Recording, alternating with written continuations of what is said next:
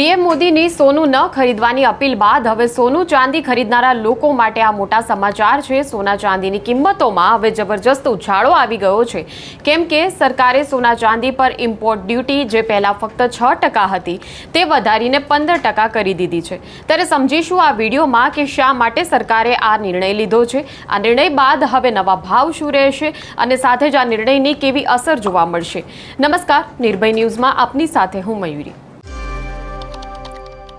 તો પહેલા વડાપ્રધાન નરેન્દ્ર મોદીએ 1 વર્ષ સુધી સોનું ન ખરીદવાની અપીલ કરી, એના પછી 24 કલાકની અંદર બીજી વાર આ પ્રકારની અપીલ કરી અને હવે ઇમ્પોર્ટ ડ્યુટીમાં ધરખમ વધારો થઈ ગયો છે। પહેલાં જે ઇમ્પોર્ટ ડ્યુટી 6% જ હતી તેના બદલે 15%નો વધારો છે, એટલે 10% બેઝિક કસ્ટમ ડ્યુટીનો વધારો છે અને 5% સેઝ પણ વસૂલવામાં આવશે। એટલે હવે જે સોના ચાંદીની નવી કિંમતો જોઈએ તો સીધો 10,000નો જ વધારો છે। તો સોનાની નવી કિંમતો હવે 1,70,000 સુધીમાં જઈ શકે છે। ચાંદીની નવી કિંમતોની વાત કરીએ તો 2,90,000 સુધી જઈ શકે છે। પણ આખરે શા માટે સરકારે આ નિર્ણય લીધો છે? નિર્ણય લેવા પાછળનું કારણ શું છે? શા માટે એકાએક ઇમ્પોર્ટ ડ્યુટીમાં વધારો કરવો પડ્યો? તેનું જો કારણ જે છે તે પહેલાં સમજી લઈએ। તો કારણ ઇમ્પોર્ટ ડ્યુટી જો વધી જાય છે તો સોના ચાંદીની જે કિંમતો જે છે તે પણ વધી જાય છે, એટલે સોના ચાંદીની જે માંગ છે તે માંગમાં મોટો ઘટાડો થઈ જશે, ખરીદી ઓછી થઈ જશે અને આપણા દેશમાં સોનાનું ઉત્પાદન જે છે તે ખૂબ જ ઓછું થાય છે। મોટા ભાગે સોનું આપણે આયાત કરવું પડે છે। આપણા દેશના લોકોની સોના ચાંદી ખરીદવાની જે પ્રકારની જરૂરિયાતો છે એ જરૂરિયાતોને પૂરી કરવા માટે આપણે વિદેશમાંથી સોનું આપણા દેશમાં મંગાવવું પડે છે અને આખા વિશ્વમાં સૌથી વધારે સોનાના ભંડાર અમેરિકા પાસે છે અને ત્યારબાદ જે અલગ અલગ દેશો છે તેની પાસેથી સોનું આપણે ખરીદતા હોઈએ છીએ।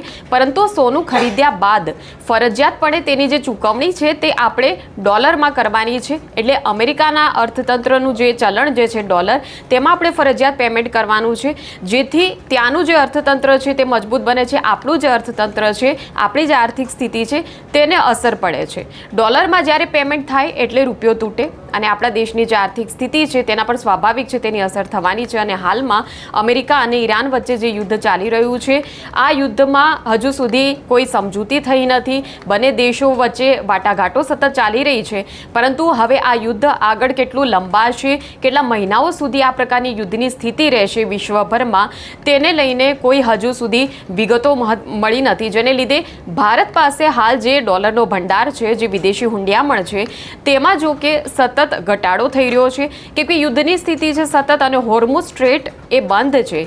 તેના લીધે આપણા ક્રૂડ ઓઇલની જે જરૂરિયાતો છે એના માટે સતત વિદેશી ચલણ આપણે વાપરવું પડી રહ્યું છે। તો બીજા કોઈ વ્યવહારોમાં પણ જો એ વિદેશી ચલણ જે આપણી પાસે છે, જે હુંડિયામણ છે તે વપરાઈ રહ્યું હોય તો પછી એ વ્યવહારો આપણે તાત્કાલિક બંધ કરવા પડે, તેમાં નિયંત્રણ લાવવું પડે, જેથી આપણી પાસે જે ડોલરનો ભંડાર છે તેમાં બચત થાય ડોલરની। આપણા દેશમાં ક્રૂડ ઓઇલની જે જરૂરિયાતો છે તેમાંથી 88% જેટલું આપણે ક્રૂડ ઓઇલ આયાત કરવું પડે છે। એટલે એક રીતે આ નિર્ણય જે છે સોના ચાંદી પર ઇમ્પોર્ટ ડ્યુટી વધારવાનો, તેને એ રીતે સમજવાનું છે કે સોના ચાંદી કરતાં આપણે ક્રૂડ ઓઇલની આયાત ઉપર વધારે મહત્ત્વ આપવાનું છે, તેને આપણે તેની જે આયાત છે તેને વધારે પ્રાધાન્ય આપવાનું છે। તો આ નિર્ણયની જે અસર છે તેમાં આપણા દેશનું જે અર્થતંત્ર છે તેને ફાયદો પહોંચાડવાનો છે, કેમ કે સોનું જો પડ્યું રહેશે તો આયાત ઓછી થશે। 30 થી 40% પણ જો સોનાની આયાત ઘટી જાય છે આ નિર્ણયના કારણે તો આશરે 20 થી 25 બિલિયન ડોલરની બચત થાય તેમ છે। જે લોકો સોનામાં રોકાણ કરવા માટે ખરીદી રહ્યા હતા તેમની પાસે ઘણા અન્ય વિકલ્પો પણ છે।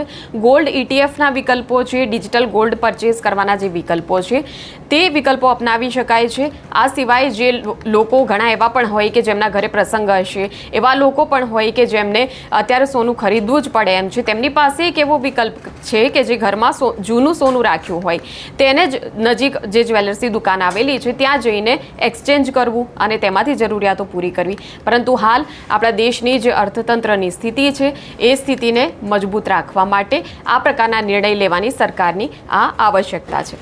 ત્યારે આ વિષય પર તમારું શું કહેવું છે તે કમેન્ટ સેક્શનમાં અમને જણાવશો અને આ પ્રકારના વિડીયો માટે જોતા રહો નિર્ભય ન્યૂઝ।